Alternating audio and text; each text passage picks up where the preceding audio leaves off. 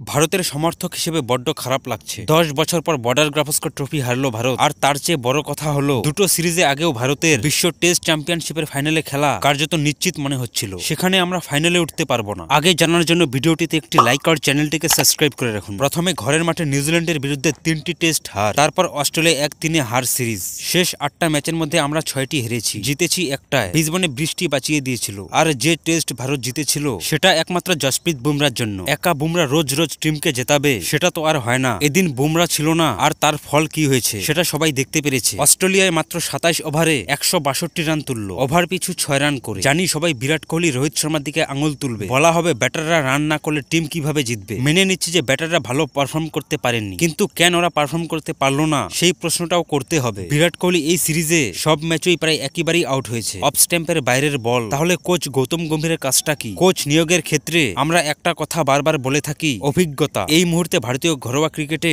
সবচেয়ে সফল কোচ যদি কাউকে বলা হয়, তিনি হলেন চন্দ্রকান্ত পণ্ডিত। 6 থেকে 7 বার রঞ্জি ট্রফি জিতেছেন কোচ হিসাবে। 20-25 বছর ধরে কোচিং করেছেন তিনি। তার মানে পণ্ডিতের যে সাফল্য, তার চেয়ে ব্যর্থতা অনেক বেশি। এই ব্যাপারগুলো একজন মানুষকে অভিজ্ঞ করে। ব্যর্থতা থেকে শেখো, কোন পরিস্থিতিতে কি করতে হবে তা শেখো। সেখানে হঠাৎ করে গম্ভীরকে ভারতীয় দলে কোচ করে নিয়ে আসা অর্থটা কি? গম্ভীরের কোচিং অভিজ্ঞতা কতটা? রাজ্য টিমের হয়ে কখনো কোচিং করেননি। গতবার KKR এর হয়ে IPL এ জিতেছেন, কিন্তু সেটা কোচ হিসাবে নয়, মেন্টর হিসেবে। কোচ ছিলেন পণ্ডিত। তাহলে কি ভারতীয় দলের কোচ হওয়ার মানদণ্ড IPL এ হয়ে গেল? আর সেটা যদি হয়ে থাকে, তাহলে যা হওয়ার তাই হয়েছে। বিশ্বাস করুন, একটা টেস্ট দেখেও আমার মনে হয়নি টিমের কোনো নির্দিষ্ট পরিকল্পনা রয়েছে। গম্ভীর নিজের পছন্দ অনুযায়ী সাপোর্ট স্টাফ নিয়ে এসেছে। মনি মর্কেলকে বোলিং কোচ করে নিয়ে আসা হয়েছে। মর্কেল করেছে কি? এই বোলিং এর হাল। বুমরা ছাড়া কাউকে দেখে মনে হয়েছে যে তারা ম্যাচ জেতাতে পারবে।